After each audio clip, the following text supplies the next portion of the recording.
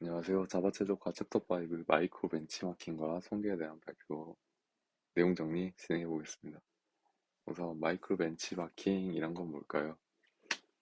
마이크로니까 작은 자바 코드 한 조각을 성능을 정확히 측정하는 걸 마이크로 벤치마킹이라고 합니다.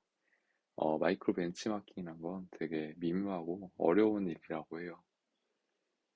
자바 코드를 실행할 때 JIT 컴파일러, 메모리 관리, 그 밖에 자바 런타임이 제공하는 서브 시스템과 완전히 떼어놓고 생각할 수 없습니다.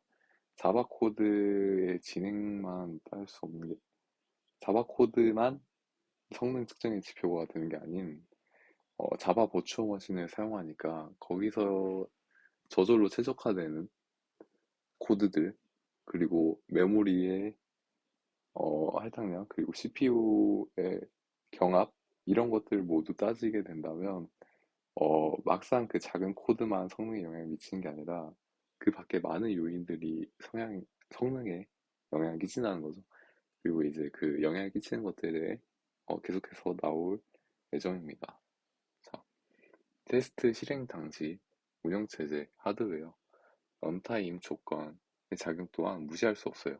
방금 말씀드린 것처럼 운영체제에서 어떤 스레드를 CPU에 적재시킬 건지 뭐 이런 문제도 있을 것이고 하드웨어 뭐 어떤 메모리를 더 빨리 로드시킬 것인지 뭐 경합이 있을 거고 뭐 이런 게도 있고 런타임 조건 뭐 부하가 돼서 이걸 처리하는데 더 오래 걸리는 상황에 처할 수도 있죠.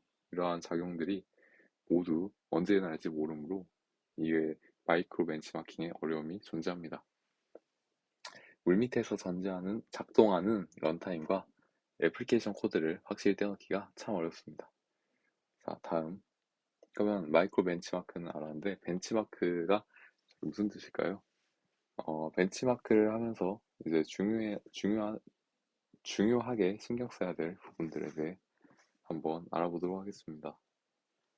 자, 처음은 JVM 웜업을 충분히 고려해야 돼요. JIT 컴파일러 덕분에 인터프리티드 바이트 코드는 최적화된 기계어로 변환이 되죠.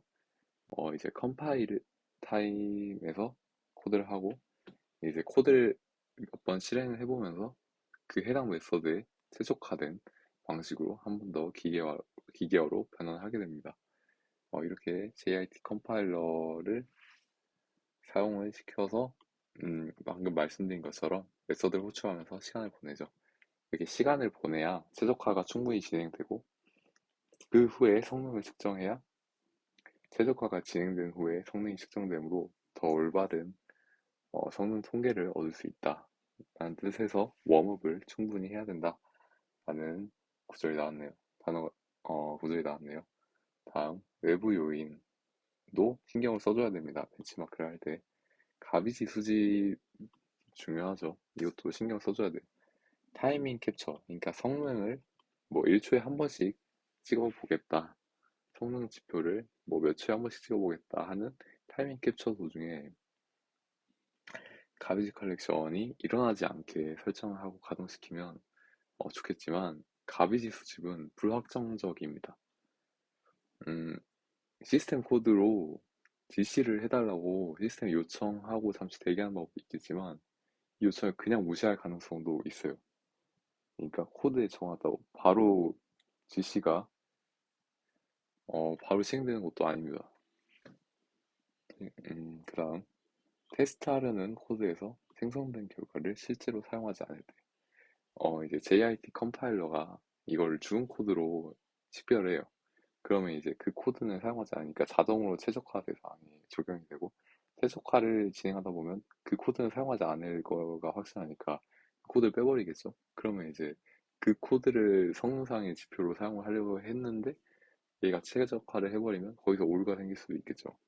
그래서 JIT 컴파일러가 최적화하는 것도 신경 써줘야 됩니다. 그 다음 신경 써야 될 거는 한 번 특정한 결과로는 평균을 내도 벤치마크가 어떻게 수행되는지 전체 사정을 소속들이 알 길이 없다. 그쵸? 어느 때는 지시가 발생했을 수도 있고 안 했을 수도 있고 JIT 컴파일러도 항상 똑같은 코드로 최적화되는 게 아니기 때문에 또 여러 가지의 성능상의 차이가 있을 거예요. 근데 이거 한 번만 해서는 절대 그 타이밍 캡처를 여러 번 했더라도 이게 맞는 결과가 나온다고 보기 힘들겠죠. 그다음 복잡도가 높다면 힘들다. 멀티스레드 코드를 평가하는 경우, 멀티스레드는 뭐 OS에서 경합이 일어난다든가 하면서 이제 웨이트에도 많은 시간이 걸리고 뭐 그러니까 이것도 평가하기 힘든 요인 중 하나겠죠. 그 다음 하드웨어 역시 잘 살펴야 돼요.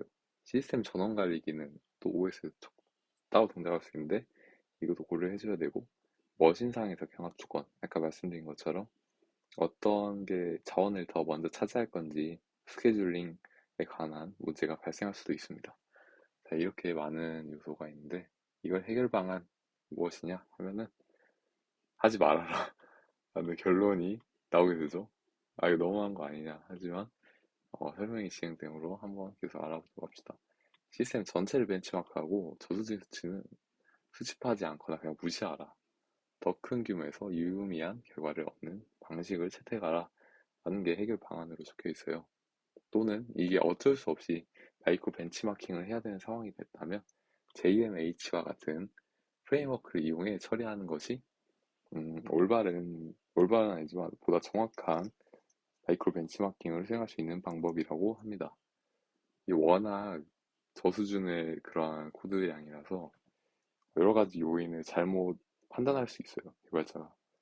그만큼 여러 가지 복잡한 요인들이 어, 아주 큰 성능상의 차이를 일으키기 때문에 이런 경우는 JMH와 같은 좀 여러 그 JVM을 직접 빌드한 전문가들이 만든 프레임워크를 이용하는 게 좋다라는 내용들이 적혀 있었습니다.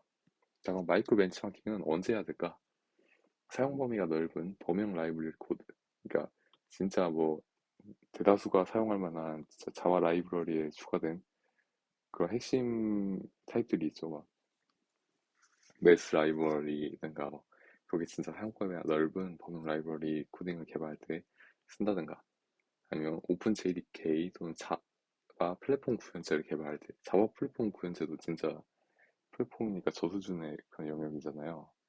그러니까 이 다른 사람들이 자바를 돌릴 때 실행하는 그 실행 환경을 만든다는 그런 수준이기 때문에 이런 수준까지 내려가게 된다면 진짜 엄청 고급 정도의 난이도이고 진짜 극소수의 개발자들만 수행할 수 있는 아주 대단하신 분들의 영역이기 때문에 이러한 상황에서만 마이크로 벤치마킹을 사용한다라고 합니다.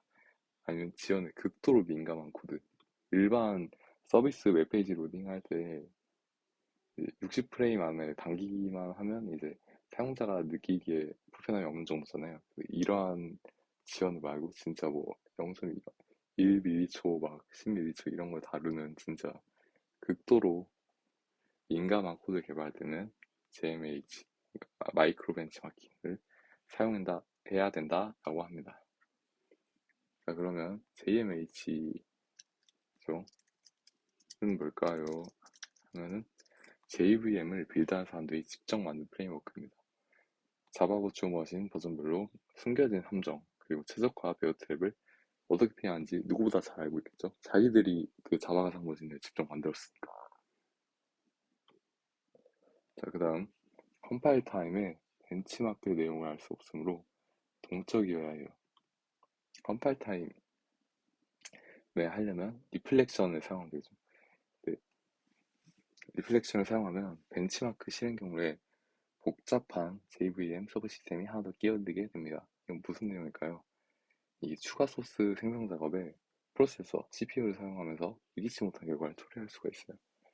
그래서 이제 JMH는 어노테이션을 붙이는 방식을 사용합니다. 예제에도 이렇게 여러 가지 어노테이션을 붙여서 벤치마킹을 해요. 그렇게 하게 된다면 자바 소스 생성하는 식으로 작동을 합니다. 그다음 상태를 제어하는 기능도 제공해줘요. 스테이트 어노테이션을 이용하면 되는데 이게 어떤 기능이냐 하면은 이걸 붙인 객체는 벤치마크 도중에 액세스를 할 수 있어요. 그러므로 어떤 설정을 하는 용도로 사용할 수 있습니다. 벤치마크에서 보다 더 세밀한 시나리오를 짜고 싶거나 그럴 때 이런 것들을 설정해주면서 본인이 원하는 시나리오에 좀 더 가까운 그런 방식을 만들 수 있게 되겠죠.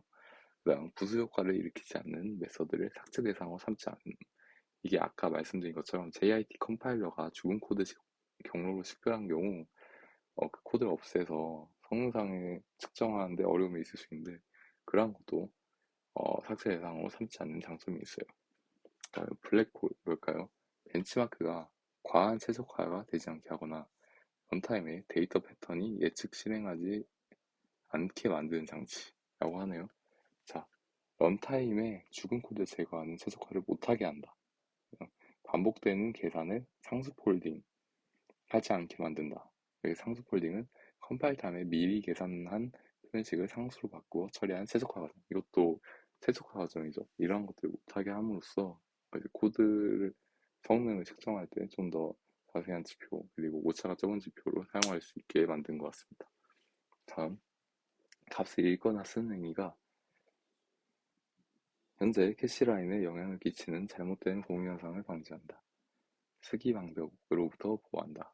여기서 장벽은 리소스가 포화돼서 사실상 애플리케이션 병력을 초래하는 지점을 가리키고요. 쓰기 장벽에 이르게 된다면 캐시 영향을 미치고 쓰기 전용 버퍼가 오염될 수 있습니다. 이러한 거는 성상에 좀 오차가 생기는 그런 요인들이죠. 이런 것들을 보호한다고 합니다.